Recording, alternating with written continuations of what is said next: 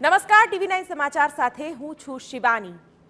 હરણી boat હોનારત બાદ શાળાઓમાં ડરનો માહોલ છે। રાજ્યની 30%થી વધુ શાળાઓએ પ્રવાસ રદ કર્યા છે। સતર્કતાના ભાગરૂપે અનેક શાળાના પ્રવાસ રદ કરાયા છે। ડીઈઓને પત્ર લખી પ્રવાસ રદ કર્યાની માહિતી આપી છે। છેલ્લા 5 વર્ષમાં પ્રવાસ દરમિયાન દુર્ઘટનામાં વધારો થયો છે। જોખમી સ્થળે પ્રવાસ નહીં ખેડવાનો શાળાઓએ નિર્ણય લીધો છે। ત્યારે લાંબા અંતરના પ્રવાસ સંપૂર્ણપણે બંધ કર્યા છે।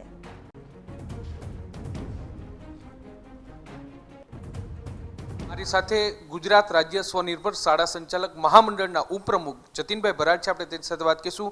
જતીનભાઈ, જે રીતે વડોદરાની ઘટના સામે આવી, દરેક સ્કૂલ છે તે પ્રવાસ કરતા પહેલા હવે વિચારી રહી છે, હાલની શું સ્થિતિ છે, શું કહેશો? આમ તો છેલ્લા 4 કે 5 વર્ષથી જે છે એના ઉપર ઘણું બધું નિયંત્રણ આવેલું છે, કારણ કે 5 વર્ષ પહેલાં અમુક ઘટનાઓ બની ત્યારથી રાજ્ય સરકાર દ્વારા ઘણા બધા નિયંત્રણો મૂકવામાં આવ્યા છે। શાળા દ્વારા જ્યારે પ્રવાસ કરવામાં આવે ત્યારે જો રાજ્યની અંદર પ્રવાસ હોય તો ડીઈઓ મારફત તેમની મંજૂરી લેવાની હોય છે, અને રાજ્યની બહાર કોઈ પણ પ્રવાસ કરવાનો હોય ત્યારે શિક્ષણ નિયામક અથવા તો શિક્ષણ વિભાગ પાસેથી આ મંજૂરી લેવાની હોય છે, અને એ મંજૂરીની પ્રક્રિયા એવા પ્રકારની હોય છે કે જેથી શાળાઓ જે છે એમણે પ્રવાસ ઘણા બધા નિયંત્રણ કરી દીધેલા છે।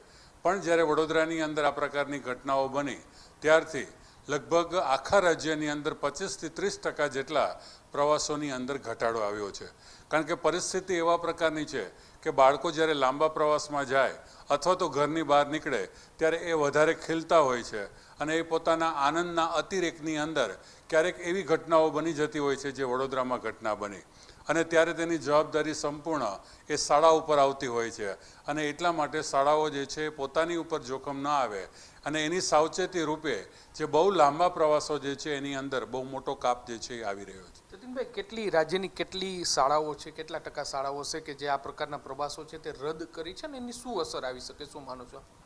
જનરલી જે છે શાળાઓની અંદર પ્રવાસ નવેમ્બર, ડિસેમ્બર, જાન્યુઆરી એ ખરેખર પ્રવાસના દિવસો હોય છે, કારણ કે પહેલી ટર્મ પૂરી થઈ હોય અને દિવાળી પછી અને વાર્ષિક પરીક્ષાઓ માર્ચ, એપ્રિલ મહિનામાં હોય, એટલા માટે આ 3 મહિના દરમિયાન સૌથી વધારે પ્રવાસો થતા હોય છે। આ વર્ષની વાત કરવામાં આવે તો વડોદરાની દુર્ઘટના થયા બાદ 25થી 30% જેટલો પ્રવાસ છે તે બંધ થઈ ગયા છે, નથી થયા આ વખતે।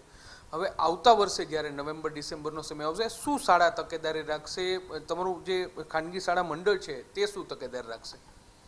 નહીં, શાળા મંડળ દ્વારા અત્યારે હજી કોઈ નિર્ણય લેવાયેલો નથી, પણ આવતા વર્ષે જે છે અમે જે રીતે રાજ્ય સરકારે ગાઈડલાઈન બહાર પાડેલી છે એ રીતે અમારા મહામંડળ દ્વારા પણ એક ગાઈડલાઈન બહાર પાડી અને વિદ્યાર્થીઓની પૂરેપૂરી સલામતી જળવાય અને જે જગ્યા ઉપરનું આયોજન થતું હોય તે જગ્યાની પણ પૂરેપૂરી સલામતી છે અથવા તો તે પણ જે છે પૂરેપૂરા નિયમોનું પાલન કરે છે એ ચકાસ્યા બાદ જ બાળકોના પ્રવાસો ગોઠવવા જોઈએ, એ પ્રકારની માર્ગદર્શિકા બહાર પાડવાનું અમે વિચારી રહ્યા છીએ, જેથી આવતા વર્ષે જે છે જ્યારે નવેમ્બર, ડિસેમ્બર, જાન્યુઆરી જ્યારે પ્રવાસના દિવસોની શરૂઆત થાય ત્યારે અમારા મંડળની દરેકે દરેક સભ્ય આ માર્ગદર્શિકાનું પાલન કરે અને જે સ્થળની મુલાકાતો ગોઠવે એ સ્થળની અંદર પૂરેપૂરું જે છે એ ત્યાંની બધી જ માહિતી લઈ સલામતીના નિયમોનું પાલન થાય છે કે નહીં તે ચકાસી અને ત્યાં કઈ કંપની કે કઈ જે છે એ પરિસ્થિતિ અથવા તો કયો વિભાગ એની સાથે સંકળાયેલો છે અને એમાં બાળકોને કોઈ નુકસાન થાય એમ નથી કે નહીં તે ચકાસ્યા બાદ જ પ્રવાસોનું આયોજન કરવું, એ પ્રકારની માર્ગદર્શિકા બહાર પાડવાનું અમે વિચાર જડિત હોવાનું